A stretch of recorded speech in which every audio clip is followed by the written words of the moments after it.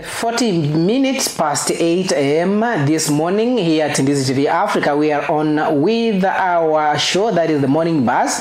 And remember, every day we do have something to discuss. And today on Monday, being a Monday, of course, we have done the newspaper review, of course, the trending stories, not forgetting the morning report. And here we are getting the morning Mingo discussion, where we are going to talk about road safety. And with me, I'm with Isaac Nyahondo, who happens to be an instructor that is of a driving school by the name Kame Park Driving School. And today we are going to share about the road safety and what it takes and what you need to know about it.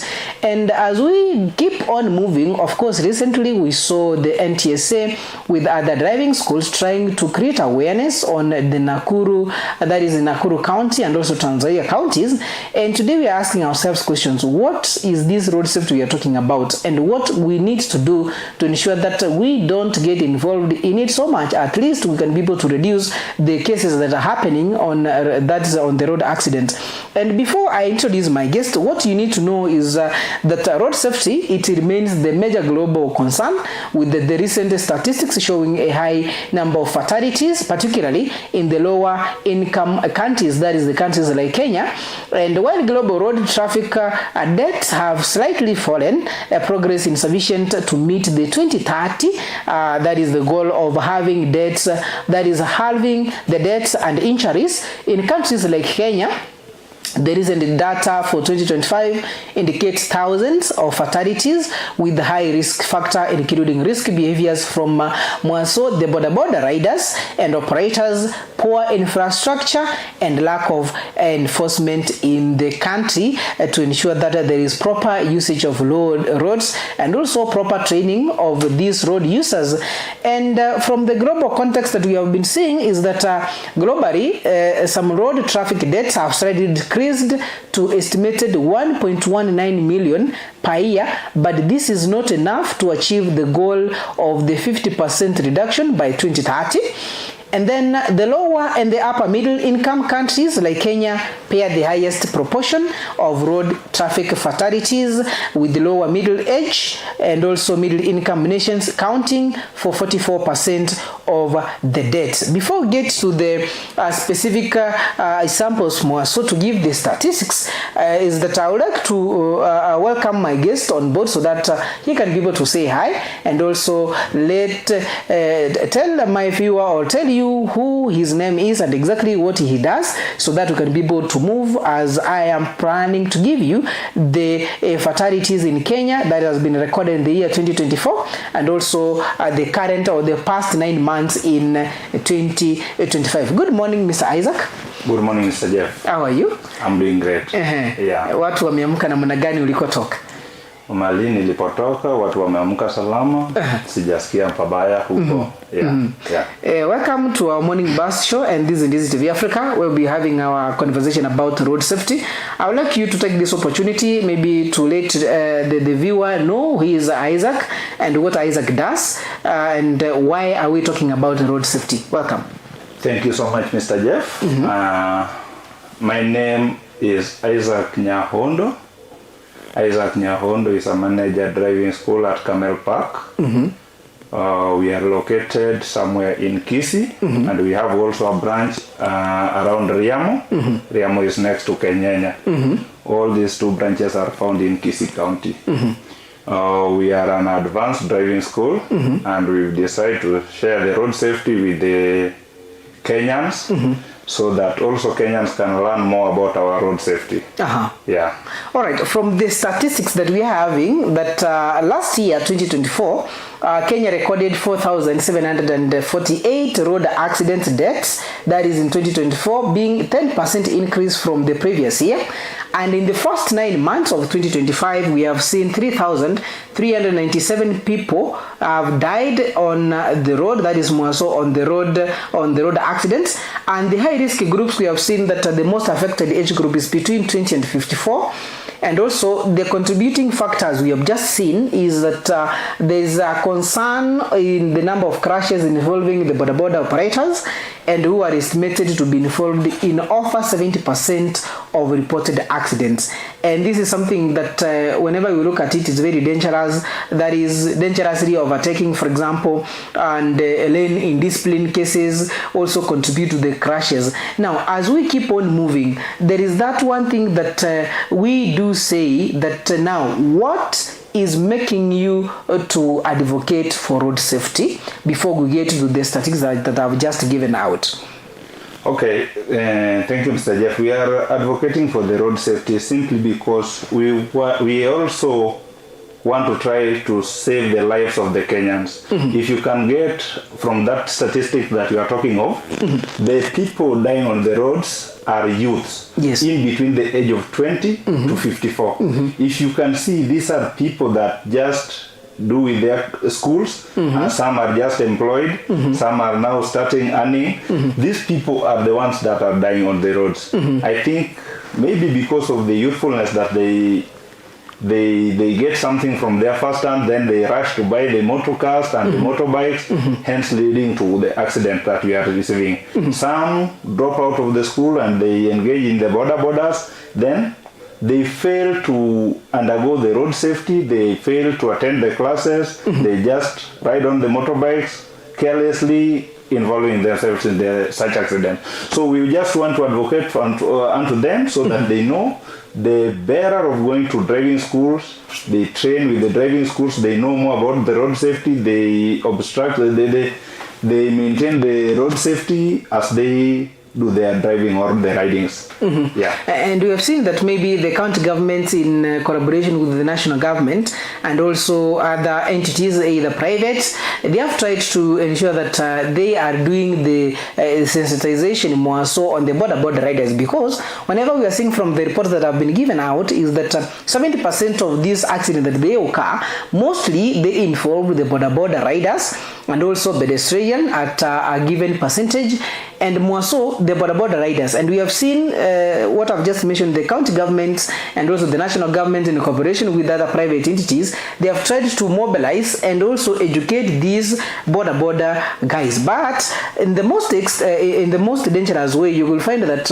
some of them, yes, they have been paid, the school fees have been paid. Maybe let's say that a Camel Park driving school has been paid by a certain entity to train these youths or these border riders, but at the end of it you get that maybe walikuja darasani for few classes ama wakakuja wiki mbili ama tatu, then the rest of the time or the rest of the class they didn't attend, and then they get to the roads and then they just use it carelessly. More so finding somebody overtaking from the wrong side or from the wrong lane, and then maybe somebody was indicating to get into that side, so mtu wa bodaboda anapita tu hapo na akipita yeye anapita on the wrong side, and na huyo kuna gari nyingine ime indicate inaingia hapo, then they meet, and then all of a sudden the tabia ambayo tumekuwa tukiona is that they can even set ablaze the cars, being that they just make the judgment and also decide what to do instantly.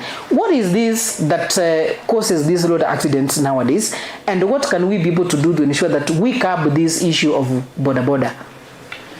Thank you so much, Mr. Jeff. Let's start by the organization supporting the road safety. I'll start by thanking the Governor Kisii County.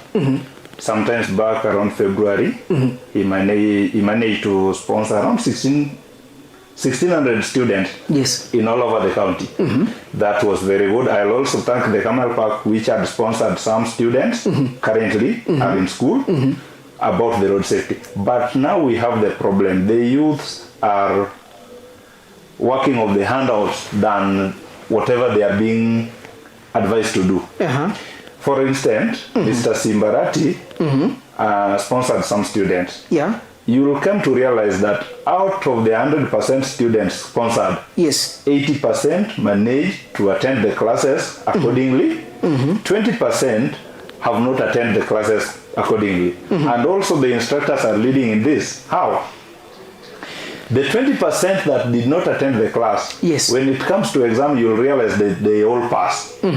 They use the shortcuts of bribery and blah blah to make it success, than keeping the students in class and teaching them on the road safety. This student who did not attend the class but comes to pass the exam, Yes. the student will go back to the street and the roads Yes. and do the same mistake that he was being delivered from.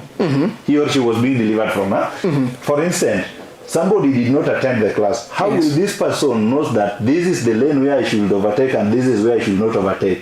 How will this person knows that this indicator means this and that one means the other one?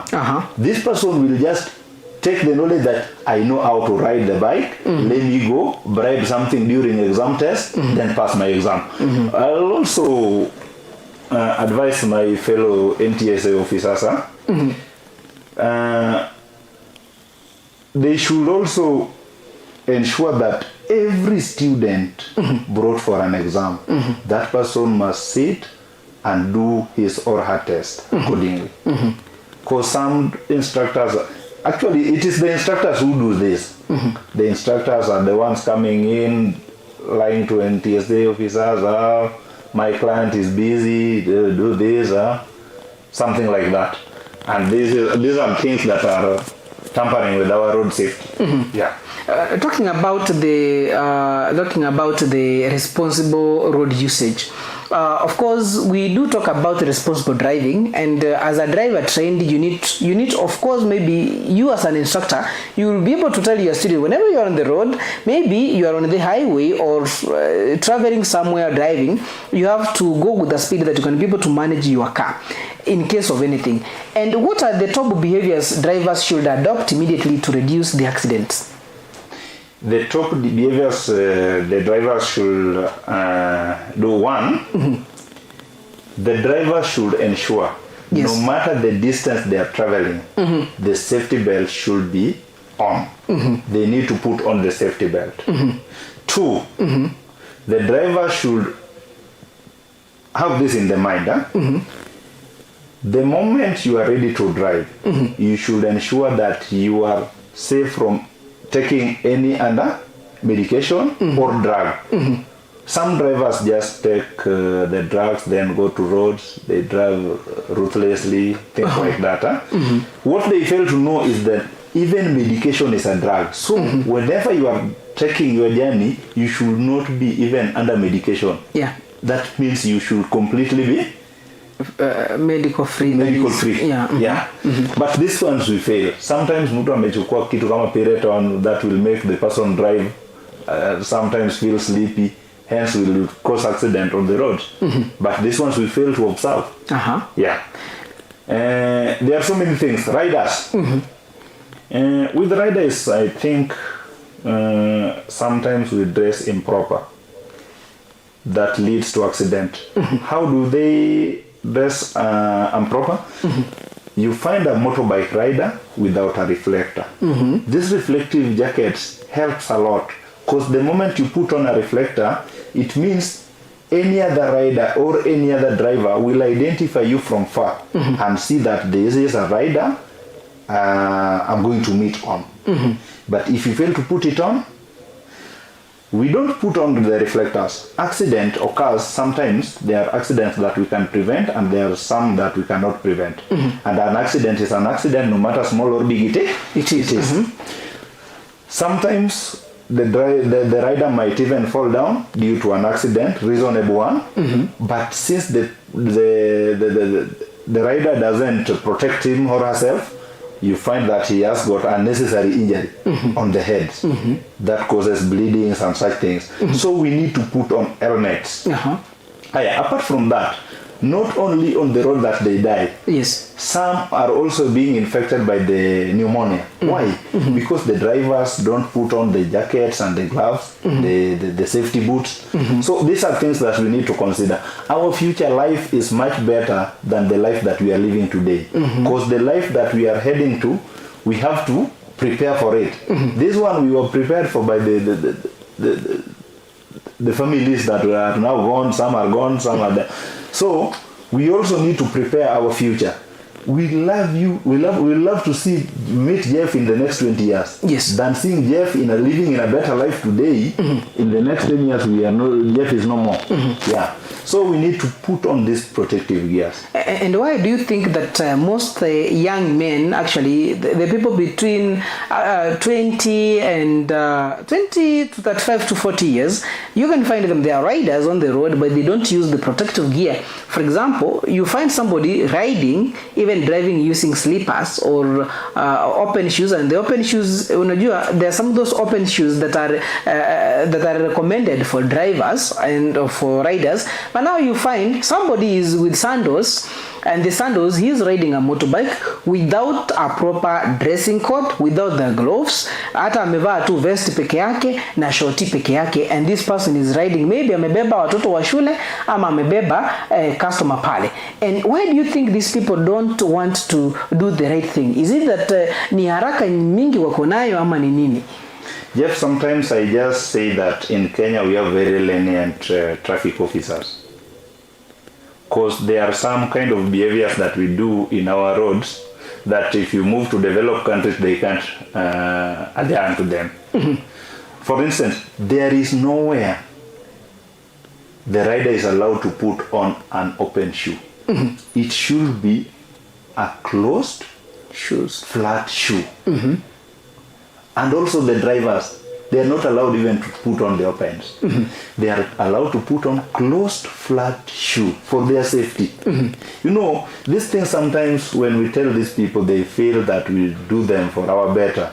But forgetting to know that we just wish them better lives in future. We just need their safety on the roads. But you tell them, they see that like you are forcing them. So these are the things that we need to teach. Actually, I would advocate for each and every driving school to teach safety. Some doesn't teach safety. Some just teach the students on how to pass exams and go drive on their own, failing to teach them safety. But I'm very happy that in Camel Park and some of the driving schools, we teach safety. Yes. And safety should be the first thing. Even before you take your students to the road, you need to teach them on the safety first. Yes. Yeah. As we keep on moving, our viewer, you can be able to have a conversation with us on our social media platforms, that is Ndizi TV Africa. On YouTube, we are live, and also you can be able to talk to us via WhatsApp number, that is 0711 19 98 90. Elsewhere, you can be able to send an SMS number, an SMS via our SMS number, that is 21575, and also keep the conversation going as we keep on understanding that is the road safety. And with me in studio, we are having Mr. Isaac Nyahondo, who is an instructor at Camel Park Driving School, and he's trying to tell us more about what we need to know about safety, and also what it requires for a trained boda rider or a trained driver, what this person entails and what he needs or she needs to do as we keep on understanding what is happening currently. And elsewhere, there's something I had mentioned earlier on about the road safety. And of course, there's some of the other factors contributing, and also we need to get the solutions over the same.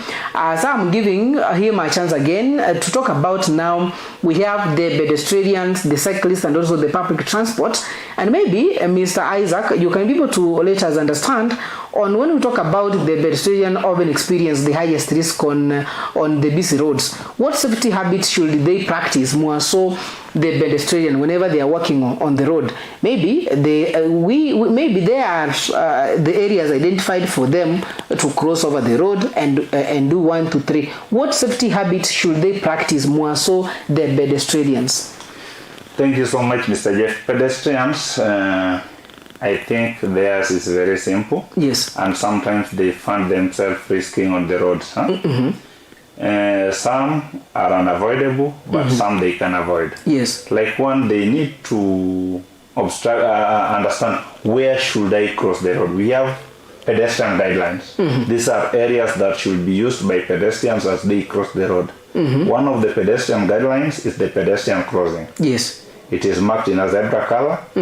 At that area, they can use it to cross the road. But before you cross the road there, what are you supposed to do? For you to keep yourself safe as you cross there, you need to first of all stand by the road, observe traffic from the right, observe from the left, then observe from the right again, then pay attention as you be keen and understand is there something coming? Uh-huh. Why do you observe right, left, right? The vehicle that is going to hit you first will be from your right hand side. Right will be the nearer to the danger. As this pedestrian does this, then the pedestrian is allowed to cross that road, not by running, not in a hurry. Yes. You are allowed to cross the road there. When the driver approaches there, even if there is no pedestrian, the driver is allowed to slow down.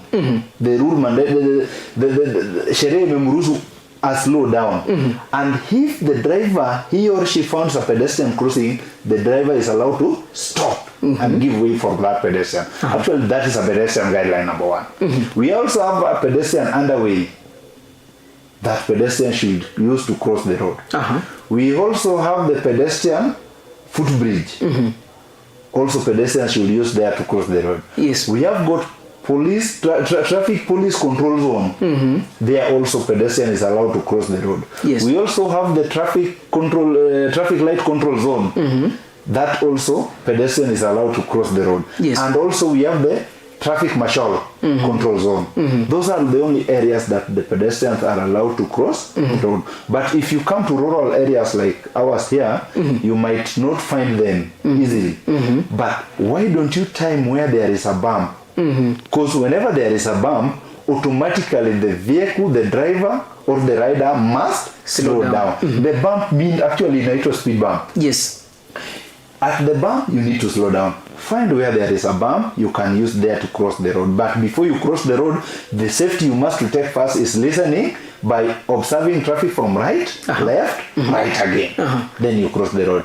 But our pedestrians do just cross anyhow. But now, let's say, for example, we have an highway.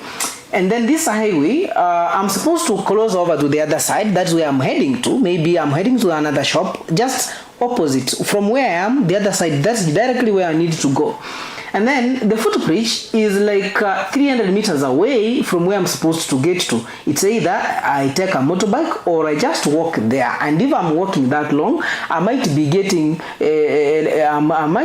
late. Maybe in case of maybe something I was working on. And then mimi kama Mkenya wa kawaida nitasema hapa nitavuka tu hapa mbele tu nifike pale nichukue chenye nilikuwa nachukua, kwa sababu naona where I'm crossing from is from here to where Isaac is, and that is where I'm heading to. And these are highway yenye inapanda na yenye inateremka. I need to just cross there, nasema nifike hapo. Is it the lack of maybe NTSA and that is the how do we call it, this body that is the KENHA and the road builders to ensure that wameweka matuta mahali inafaa kuwekwa, na pia the zebra crossing as it used to be referred to, where I'm supposed to follow and also cross over, because you see the place I'm supposed to cross is 300 meters away, but mahali nataka kuenda ni hapa tu mbele. What should I do? You know, I think 300 meters away, if you board a motorbike, can cost you the highest ni 50 bob. Yes. In Kenya. So I don't know whether you can decide to sell your life for 50 bob. Because it's like you are selling your life for 50 bob. I don't know how much the life worth. Because so what you can do, the best you can do. Yes. Look for the pedestrian guideline. Hata kama ni kuzunguka, zunguka, upite huko for the safety of your life. I've told you, we need your life in future. This country needs development, and ikiwa wewe na mimi tumeichangia ndio tunaweza develop hii country. Okay. Ikiwa wewe na mimi tumeichangia, watoto wetu watakuwa na maisha mazuri. If you do it, then your kids also will just follow the track that you've done. Yes. Watakuwa wamejua tu dadi alimadeji kupita hapa na hako gongwa na gari. Maybe by good luck you survive, you passed. Yes. Lakini sasa niambie, a place like Superhighway where we have got 8 lanes, 4 on the other side, 4 on the other side. Yes. The Central Reserve is in between. The Central Reserve also, you are not allowed to step on it. Due to some reasons. Yes. It is a very important reserved area, that Central Reserve. Yes. That's why you find we tumeweka tu hapo things like nyasi, maua, miti. it is a very important reserve area that you should not step down. Yes. So wakati unataka kuvuka kutoka huku kwenda huko, it means you'll have to step onto it. Stepping onto it, that is another offense you are causing. You get? You be found in between here on the road, as is another offense. Because the speed limit on highway is 110 kilometers per hour. Tell me a vehicle coming at a speed of 110 kilometers per hour, and the driver knows the road and knows that there is a footbridge up there where the pedestrians are flowing. Will this person brake to help your life? It's difficult to do so. Not easy at all. At a speed of 110, if you find something emergency, you'll have to pass the date.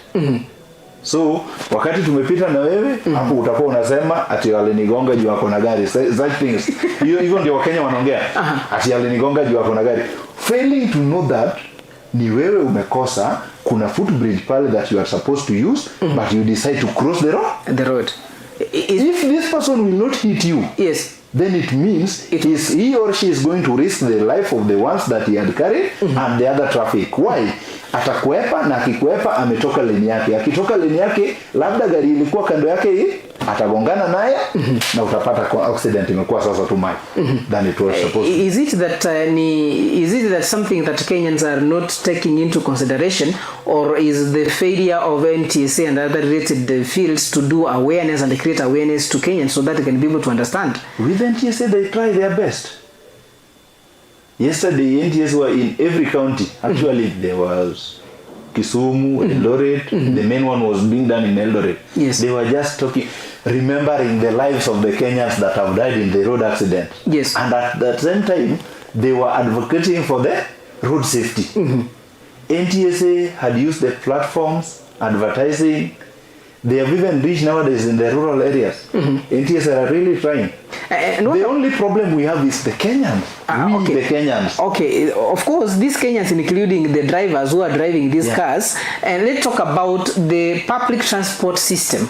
You can find that a matatu is standing where it's not supposed to, maybe a place where people are supposed to cross. There's what we call a double parking. Amesimama hapa na gari nyingine inatoka the other side nayo imesimama hapa. And hapa ni place ambapo watu wanafaa kupita, ama si place ambayo imetengwa for the cars to stand and pick people. And maybe you realize just some 30 meters away, that is where the pass stop whatever is. And then this driver is not following that, but because yeye akona kichwa ngumu ameamua kusimama hapa. On the other side ukipata mwingine anateremka naye amesimama on the other side. Is it that something that they ignore, or ni ile hawajui sheria inasema nini kuhusu road safety?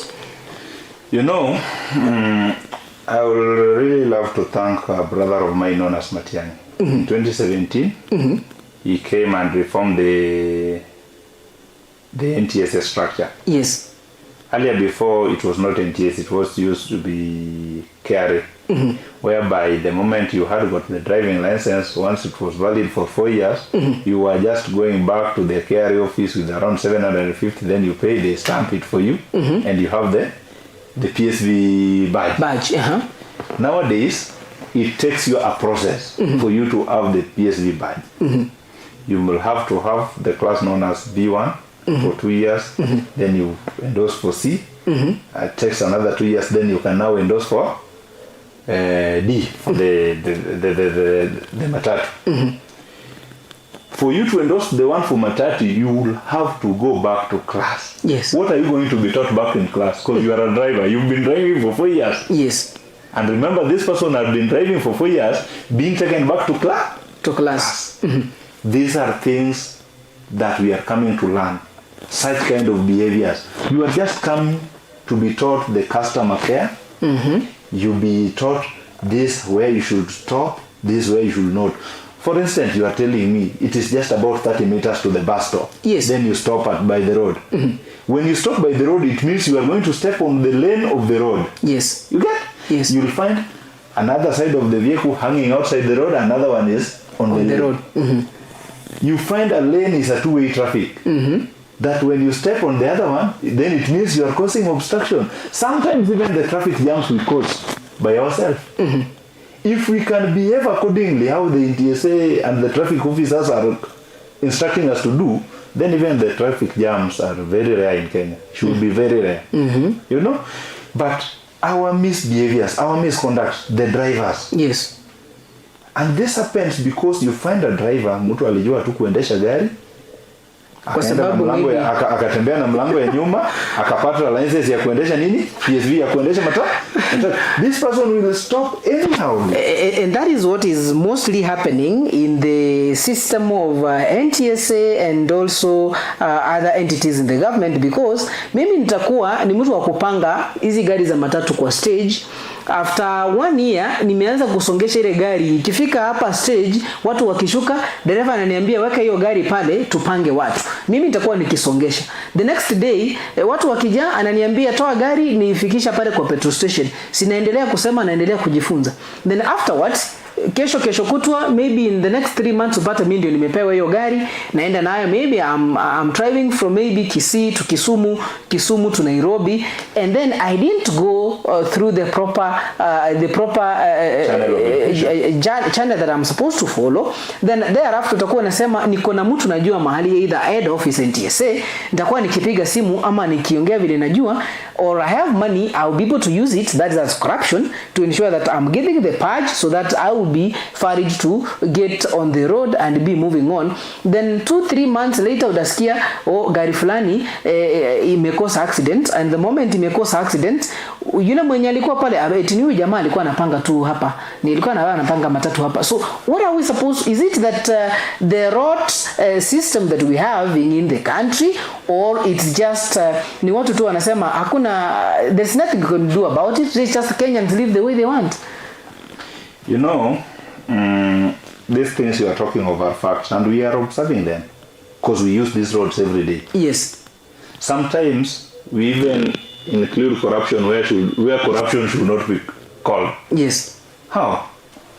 You find somebody alikuwa anapanga matatu hivyo venye unasema, na anaendesha gari, hiyo gari haitaisimamishwa.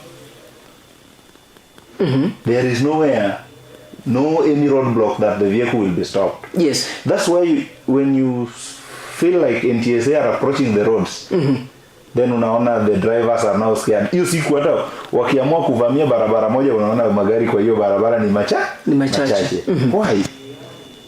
The traffic police are in coordination with these people, with the SACCOs, not even the drivers, the SACCOs. Okay? Yeah. SACCO wana negotiate, maybe they negotiate with the base commander, then they have it concluded that whenever you see our car passing, just let it pass, we will visit you there in the office. Sometimes I do wonder, I do sit by the window and observe how the conductors, the drivers and the traffic police officers behave, and wonder, what country are we living? You approach the roadblock, unaona conductor anatafuta change, anakaa na 100 kwa mfuko, traffic police anasimamisha gari vizuri sana, of which that is his mandate to do. Lakini wakati gari imeslow, badala kimbia hata pale kwa kia, angalia insurance na whatever, ananyosha mkono, anafinyia. Afanye hata hiyo, unaona anatembea kwa mlango ya conductor, na unaona conductor ametoa mkono moja hapo nje. He does what he does and the driver goes. After driver hajafanyiwa validation of anything. Okay, these are what are risking our lives in Kenya. But I can't blame the traffic officers because they are being used to. Is it a command that maybe you might not be having the correct answer to it because you're not one of them, but do you think that it's because of maybe the chain of command? Pale juu umepewa goal, once ukitoka pale barabarani jioni tulete 30,000, na yeye pia akileta 30,000 na yeye pia atakuwa anatafuta zake saa kwenda nazo kwa nyumba. So is it something that maybe sometimes I think that is what they normally do, because you cannot tell me somebody with sober minds risking Kenyans lives anapata hiyo gari imebeba watu mpaka wamesimama kwa mlango, 3 or 4 of them ndani wamejaa mpaka wamesimama. There's an accident which happened, and then it was confirmed that a matatu, a Nissan whatever was which is supposed to be carrying 14 passengers, but in it was having 22,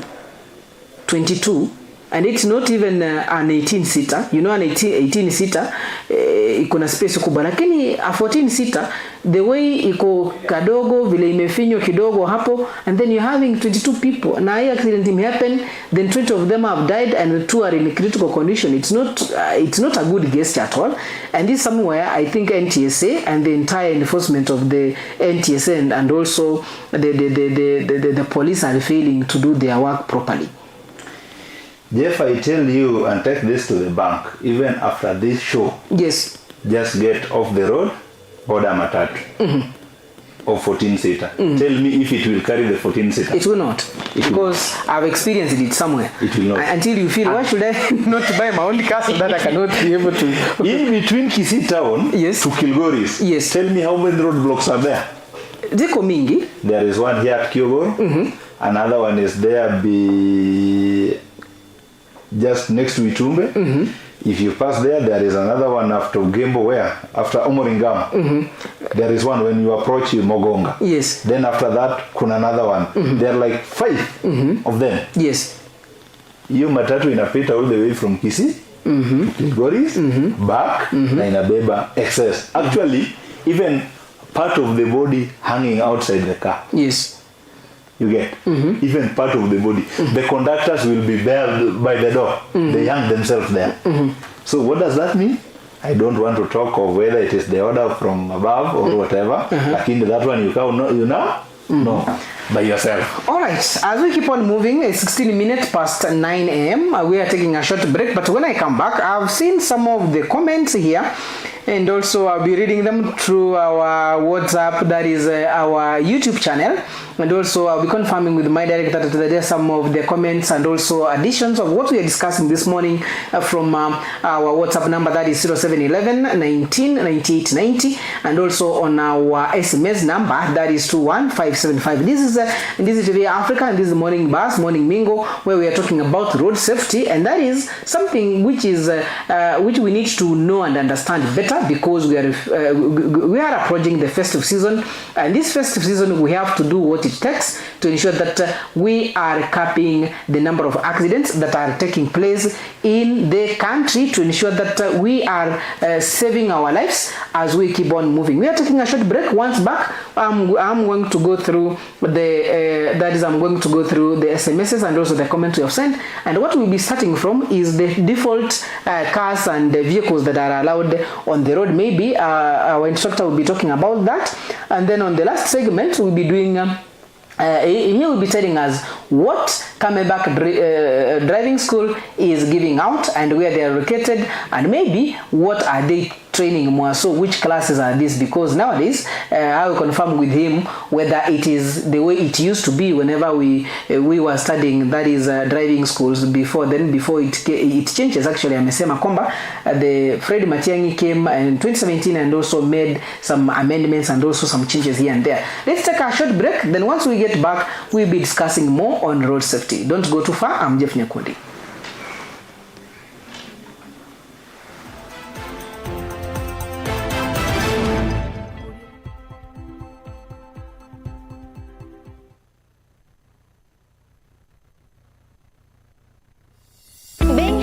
Is a strive everybody longs for. Human beings will spend their time online searching remedies for conditions challenging them. Some will go to medical facilities seeking medical help, while others will use herbal means to keep their health hazards. I am Chemutai Kirui, and every week on Afya Yetu, we open the doors for life-changing conversations from wellness and nutrition, preventing diseases, managing chronic illnesses, and even mental health. We bring expert advice, real-life stories, and practical solutions that touch every part of your life. Join me, Chemutai Kirui, on Dizzy TV Africa Afya Yetu Health Show every Friday from 7:30 to 8:30 p.m. and be part of the change.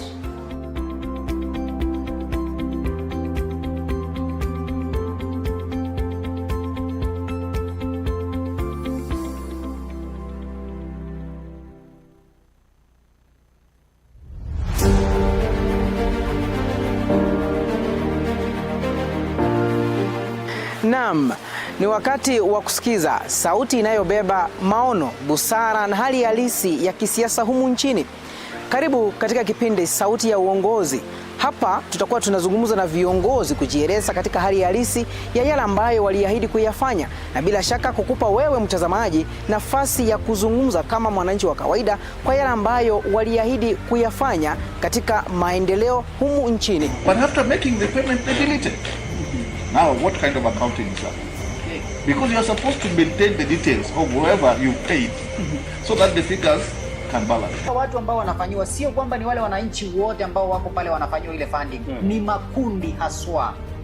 Na zile pesa kufika katika makundi ikamfikia mwananchi yule ambaye alikuwa anachangiwa akapata kiasi kidogo cha pesa. Ina maana kule kuzurula, ule msururu wa kuzunguka inakuwa ni kama ni null and void kwa mwananchi, anaiona kwamba analagaiwa. If you graduated in 2016 and somebody graduated in 2020, the 2016 was to be given priority to get that job. But nowadays, members of parliament have taken over.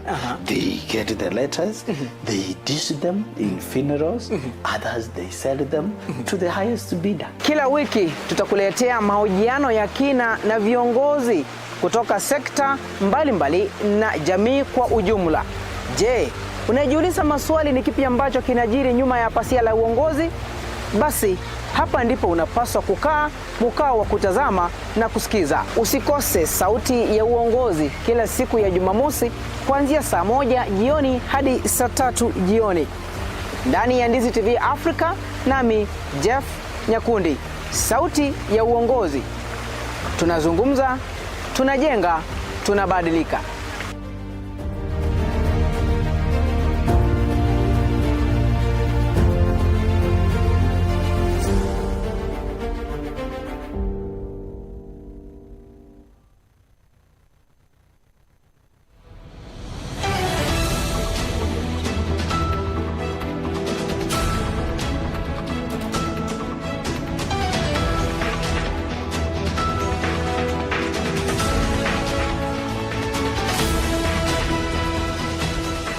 Unatazama Ndizi TV Africa.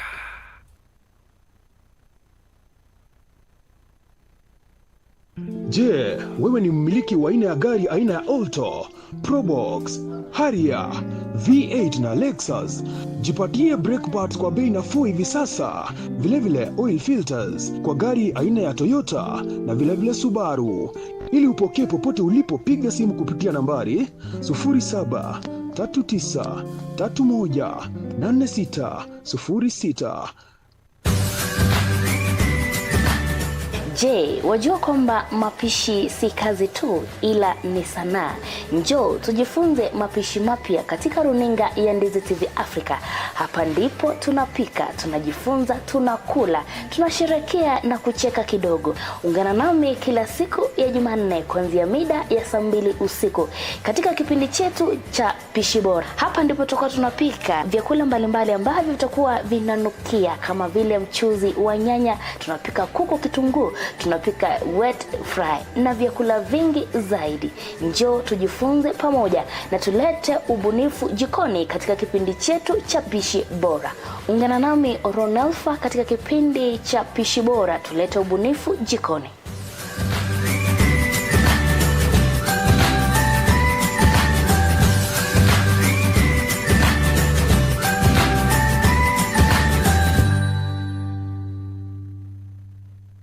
Mteja mpendwa, ni wakati sasa wa kujinyakulia aina ya flash disk kuanzia 8GB, 16GB na vilevile 32GB. Vilevile earphones, wireless headsets, unajipatia wireless microphones tofauti kwa bei nafuu. Yale ambayo unafaa kuyafanya hivi sasa ni kwamba unapiga simu kupitia nambari 0739318606. Yote unayapata kwa bei nafuu popote ulipo.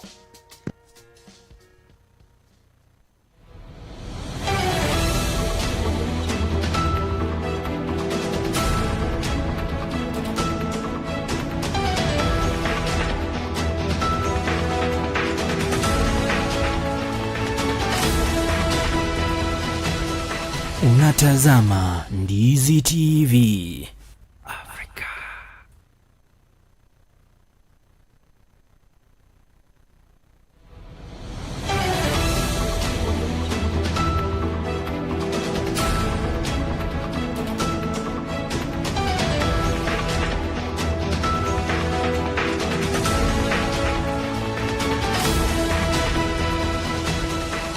Unatazama Ndizi TV Afrika.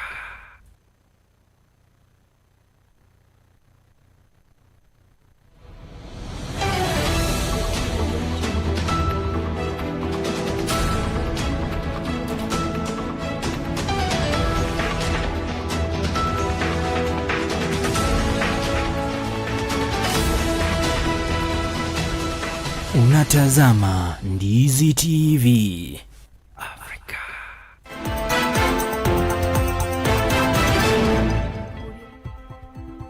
All right, 25 minutes past 9 a.m. as we keep on the morning mingle talking about road safety. I'm with Isaac Nyahondo, who happens to be the instructor of Camel Park Driving School, and he is here today to widen us and also ensure that we understand all about road safety. And before we went to our break, there's a lot that we had discussed about road usage, and now there's some of the questions that have been asked here. And there's something I had promised that whenever we are getting back, that's what we're starting from. And also as we keep on this last segment, and also Bona Isaac, there's something that we talk about and we do see. You can be able to be on the road. There is a very old car, all right, either matatu or a car that is allowed to move around, and of course there is rules and regulations for the car that should be allowed to be used on the road. And now what happens to the gari ambayo imechakaa? Ukiona rangi, you cannot tell which car it is because imechakaa, maybe from the accident imekuwa ikipata, imefanywa repair, but haijapakwa rangi and it has not been authorized, maybe ijapitisha vile viwango ambavyo vinahitajika ndiposa iruhusiwe kuingia hospitalini barabarani. And what exactly should be done? And is it that the rogue NTSA entities whereby you just pay money for your car to be allowed to be used or to continue doing business in the road before you get maybe money to do the paints? And the question again, huwa najiuliza, nitapata wapi pesa ya kuhonga maafisa wa polisi kama nipeleke pale NTSA ndio gari yangu iruhusiwe kufanya biashara barabarani, na hiyo pesa nisitumie kupaka gari rangi ndiposa iwe the way it's supposed to be or kutengeneza hiyo gari? Very good question. Yes. It happens. Yes. But that's where now I come to blame the SACCOs.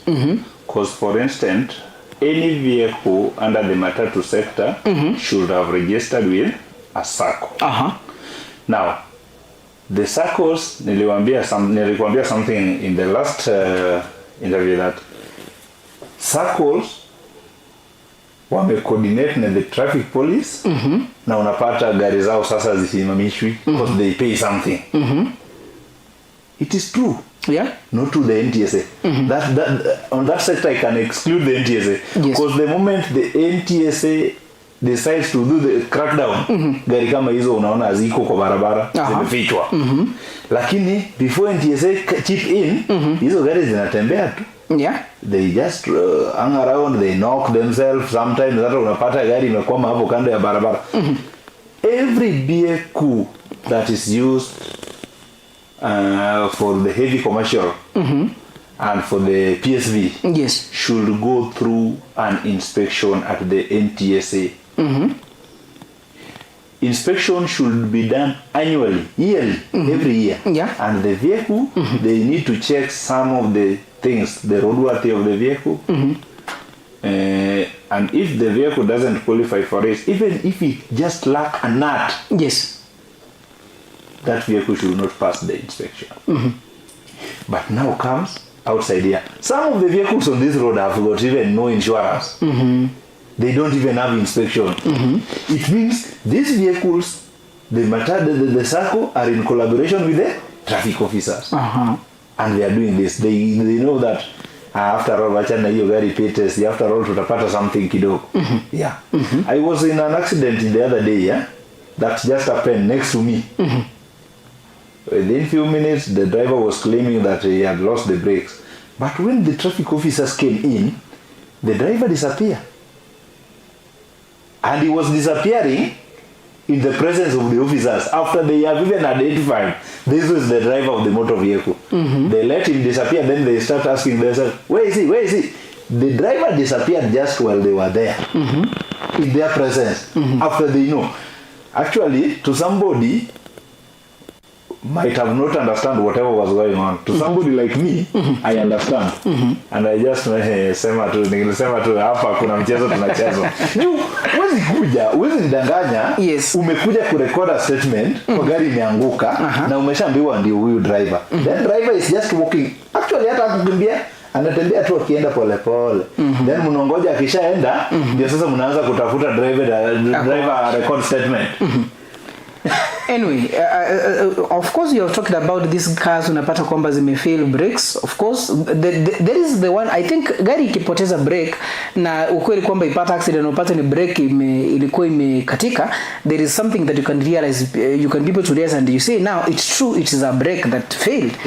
By maybe sometimes unapata zile rubber zimepasuka and then there is the oil spillage of the brake. You can be able to, but hii ambayo unapata tu iko sana unaambiwa ni brake ilikuwa which science that is it the rocket science that is required for them to be informed about or to explain what has happened? You know, sometimes they know. You know, in case of an accident, sometimes the how do you call it? The insurance company for compensation, they need to have the clarity about the accident.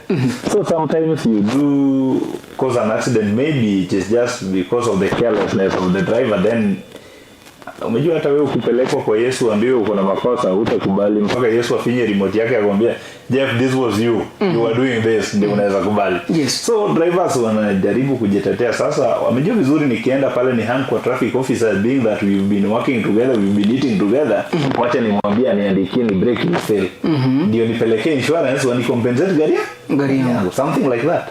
That's how they do it.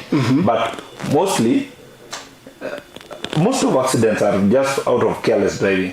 Very rare are the ones that we call accident. Very rare. But most of accidents is we that we are causing. You find somebody is drunk driving. Somebody is overtaking where they should not overtake. Mtu akona vizuri then anangangana ku overtake. Unaona vizuri pale ni pedestrian crossing, mtu anangangana ku overtake. So those are careless driving.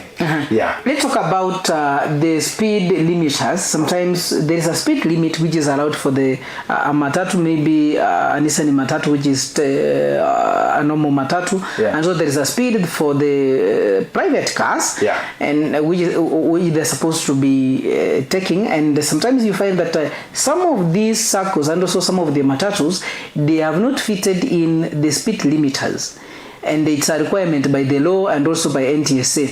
And sometimes you realize that this person was overspeeding, and maybe from maybe the accident utasikia kwamba kuna wale ambao wamesurvive, they will be telling you that tulikuwa tunaambia driver apunguze mwendo but hakusikia na akasema maybe anafaa kufika somewhere by this time. Is it the pressure of the work and also not having the speed limiters causing these accidents, or an ignorance? Sometimes I do say that you cannot compete with the life. Yes. Maisha ni ya Mungu na unafaa ipeleke tu pole pole. There are speed limits, like for instance the matatu. They should not go beyond 80 kilometers per hour. Actually, all matatu, all the PSV vehicles should be equipped with the speed governor. But unapata drivers wengine wanangoa governor ndio waende na ile speed wanataka, and most of circles are not all that observant because the governor can even be managed from the office. That's why you'll get people traveling long distance. They like this well-managed circle like Easy Coach. You'll realize their governors are being managed from the office, whereby ikiexceed unapata unapigiwa kutoka kwa ofisi, where are you rushing, your speed yote ni ya nini. Not but these ones we have here, even governor, some are not even fitted with the governors. And this is because of the corruption that we have in Kenya. And the chain of the order. Unapata mimi ni mkubwa. You know there is very funny thing. In these circles there are also some vehicles for the higher persons. You find me working in the NTSA office, I have some 2 of my vehicles. Zikikuja pale inspection ni mimi tu ndiye anajua venye nafanya na ziende kwa barabara. Hazitaishikwa, zikishikwa ni mimi tu zitaletwa kwa ofisi yangu. Do you think the politicians in the country and also some high-rank people in the government, of course some of them they do own matatus and we know that, and maybe ni ile watu wengi hawajui about it, and does it affect, or does it in one way affect either positively or negatively to the defaultment, or that is for the police officers and also the drivers not to follow the correct route of finding the problem, or whether the car has a problem or it has caused an accident, not to be taken action, not to be taken onto it? You know, when you use the number plate of a vehicle, there is a criteria, though the traffic police doesn't know how to use it. But at NTSA, there is a criteria of which, if you feed that number plate, then it will show you the owner of the car. So you find that nimebeba excess, or my car has got a problem, maybe it is unroadworthy. Yes. Then I'll be stopped at the police station, the police barrier. Yes. The only thing I say, sawa iko na shida, lakini ongea na mkubwa. Sometimes unapatanga traffic police wanarenga, then anamwambia hii gari ni ya mtu fulani. So sometimes even the police traffic do fail us, they let us down. Because unasikia tu jina alafu unaanza kusema kutetemeka. Kutetemeka na achana nayo. Utaniharibia kazi, things like that. Yes. You know, their role is to enforce the law and order on that traffic. Yes. Why don't they just do it? Kama ni kupeleka gari kotini, tupatane kotini. Si basi wakiendelea hivyo kazi yako itaisha, na ikisha hapo ndio ulikuwa unategemea. Kazi yako ikiisha, kama uko rightfully on your duty, yes, do it. Because this is something that you swear that I'm going to do. Yes. Naona uliinua Biblia ukasema vizuri, mimi nitachunga hizi sheria za hii barabara na nitatumikia Wakenya kwa ukweli. Ndio. Mbona usifanye sasa? All right, let's get to some of the comments on our YouTube channel, as well as also SMSs via our 21575 SMS number, and also our WhatsApp number, that is 0711199890. And we start from on our YouTube. There's somebody known as Model Kenya 7754 saying that I can hear you loud and clear from Nairobi, Kasarani. Salimia Nyahondo. There has been my instructor while working shule our Kenya Holiday Defensive Driving School. Elsewhere, a very good man, instructor, traders, of course. Let me just get the questions. Charles Mushiri, office manager Holiday Driving School, is watching, and also nauliza kwamba don't forget to talk about the defensive maneuvers whenever you are driving on the roads. And also, there's another question. Brake failure, default vehicle, breakages during motions. Our roads don't have proper signs. Talk about it, please. So I think you have noted those. We'll be talking about them. I don't know whether my director has questions on our WhatsApp. If yes, let me know so that we can be able to go through them as we move on. Maybe we start from this one, that there's something that Charles Mushiri has asked about. That is, don't forget to talk about defensive maneuvers in the road. What are these defensive maneuvers in the road? Actually, defensive maneuvers, there are some places whereby we should not make turns on the road. Yes. And there are kind of turns that we should make on the roads. But here comes our drivers. They can just maneuver anyhow, anywhere. For instance, you find a driver was driving past an area where there is nowhere that he can make a corner. Yes. Then ameona kuna watu wa kwenda ile side nyingine. Unapata driver amedecide to make U-turn hapo. For instance, in a two-way traffic road, hatujaruhusiwa ku make something known as U-turn. Hakuna mahali tumeruhusiwa ku make something known as U-turn. Yes. Lakini unapata driver ameona niko empty naenda hii side na ile ngambo nyingine nimeona watu waine, wacha nigeuze hapa. Anageuka. Ana make U-turn. Haya, another thing that we don't understand. Yes. On the roads hakuna mahali tumeruhusiwa ku reverse gari. Reverse tunatumia wakati tuna park na wakati tunatoka parking. Lakini unapatanga mtu ameenda amesasimama huko, ameona abiria kwa nyuma, ana reverse anarudi nyuma. These are things that we are failing as drivers. And maybe because we don't know about the safety of that. While coming that way, mimi nimekwambia vizuri, the highway Salunta imeruhusiwa kuenda na speed ya 110. Halafu wewe ulikuwa unarudi reverse. Unafikiria ule mwenye alikuwa anakufuata atafanya nini? Mkigonga tu na mkigonga ndio sasa sheria pia akisimama it means you may cause obstruction. Umefunga hiyo barabara. Yes. So because of you utakuwa unafunga barabara, unazoea barabara watu wasiende. There's another question about anasema kwamba our roads don't have proper signs. Talk about it maybe in around 2 minutes even, because our time is also rushing out. I think that one is a very, very good question. Kenya, Kera, Nakura should address that, because Kenya on their side, I can say they really tried. Kera deal with the national highways. Yes. They have really tried, but with Kura and Kera and Kura, they have not hit the bar. They have tried, but not yet. Yes. Yeah.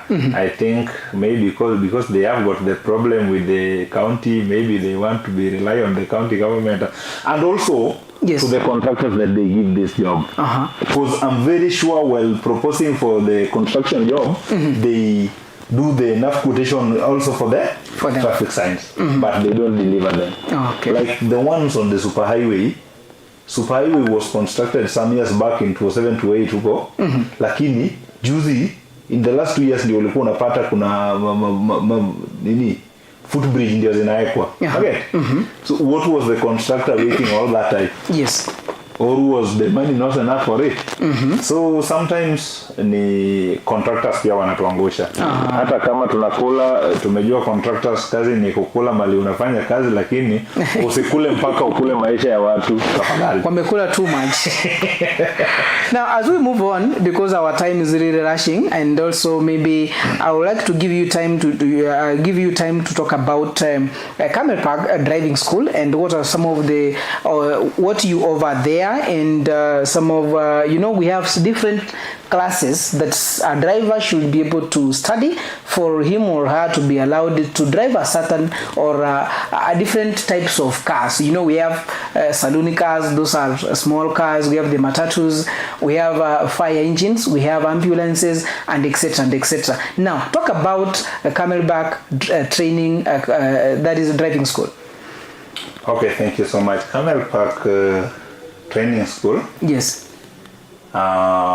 Is a school located in Kisii County at Camel Park Hotel, where the Camel Park Hotel is. Actually, it is at the peak of the Kisii. Yes. Just about 5 kilometers off the road from Kisii. We have got just 2 branches. Branch at the main branch at Camel Park, and another branch at Riamo, next to Riamo Technical Vocational Training College.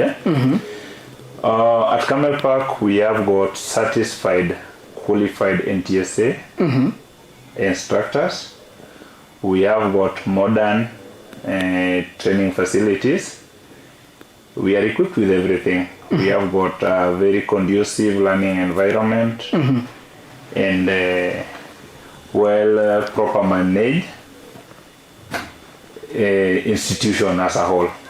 So that is we at Camel Park.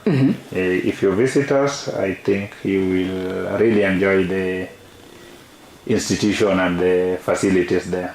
Apart from that, we also have some other things. It is a very good college. We also have some courses besides driving. Yeah. And talking about the classes of driving school that I thought there, is it that it's only maybe we have the small cars, kitambo mimi ile driving yangu niende tukasoma class BCE, and those other classes, that is BCE was small and medium sized cars that you can be able to drive, and also do the you can just be allowed to drive in the road and also do transactions with them here and there. And now here at Camelback driving school, what some of the classes that you train as a driving school? Okay, we offer such classes like class A. Under class A, we have class A2 and A3. A2 ni a motorbike. A3 ni a three-wheeler, the tuk-tuk. Yes. We also offer Class B. Under Class B, we have got Class B1, B2, and B3. B1 for automatic saloon car. Yes. B2 for manual saloon car. And B3 for taxi or Uber.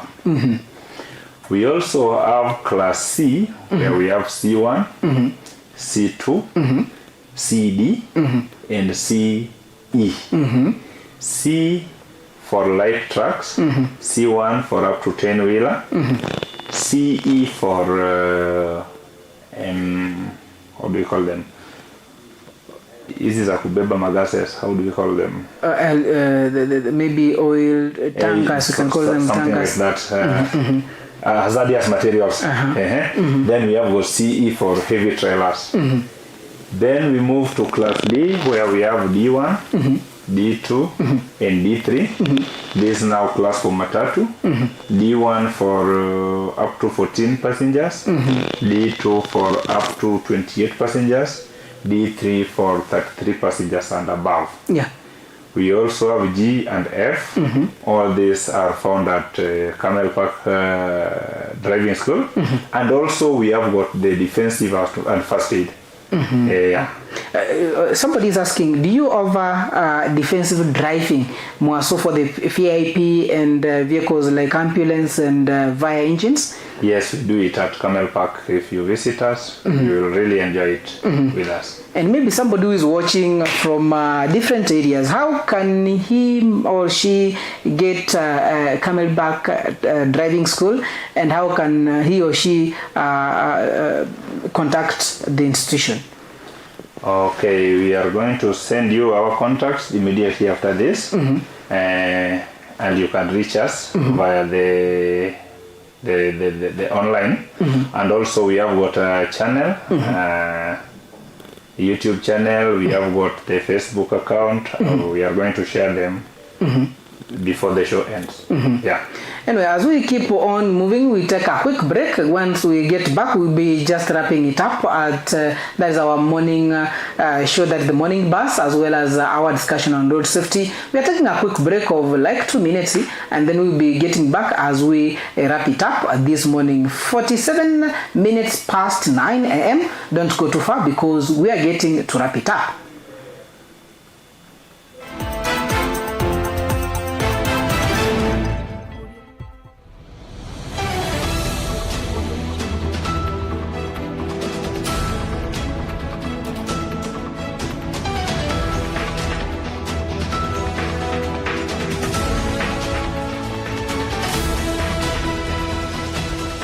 Unatazama Ndizi TV Africa.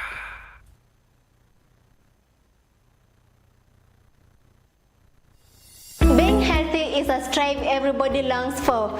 Human beings will spend their time online searching remedies for conditions challenging them.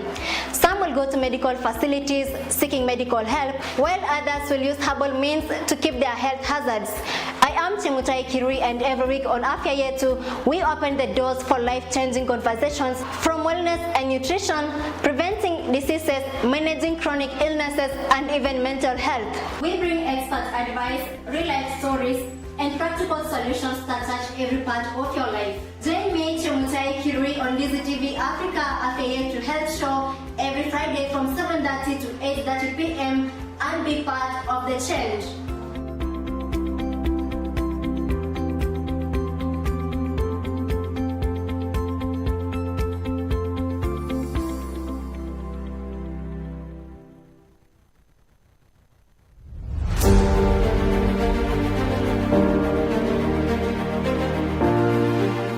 Naam, ni wakati wa kusikiza sauti inayobeba maono, busara na hali halisi ya kisiasa humu nchini. Karibu katika kipindi Sauti ya Uongozi.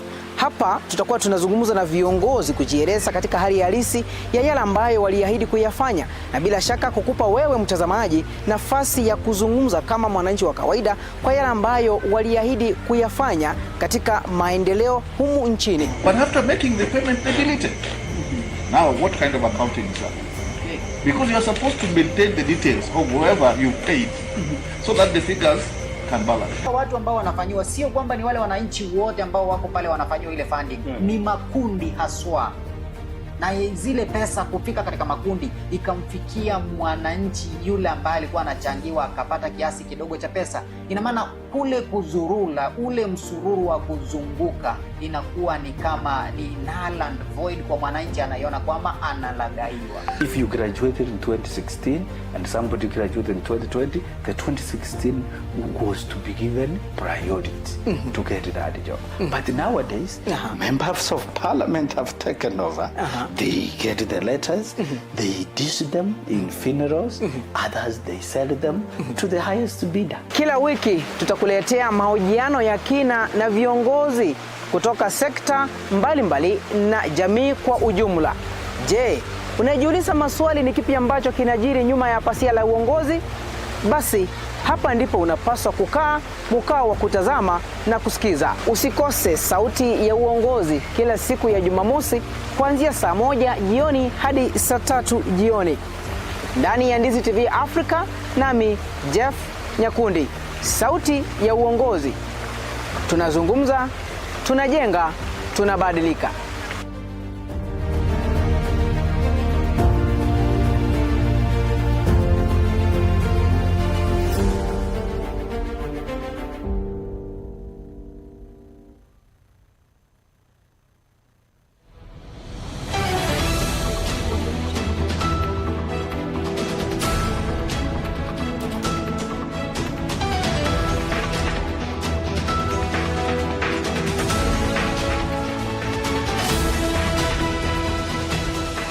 Unatazama Ndizi TV Africa.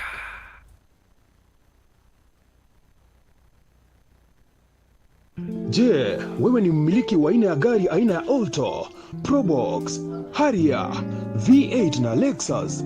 Jipatie brake pads kwa bei nafuu hivi sasa. Vilevile oil filters kwa gari aina ya Toyota na vilevile Subaru. Ili upokee popote ulipo, piga simu kupitia nambari 0739318606. Je, wajua kwamba mapishi si kazi tu ila ni sanaa?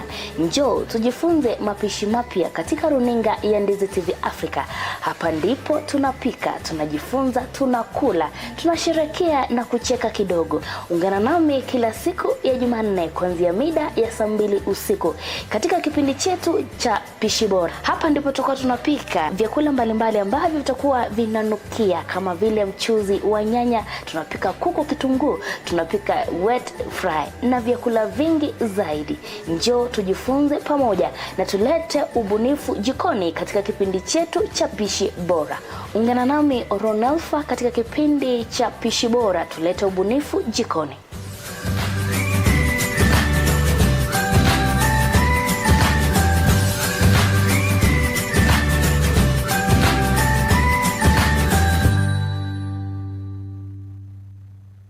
Mteja mpendwa, ni wakati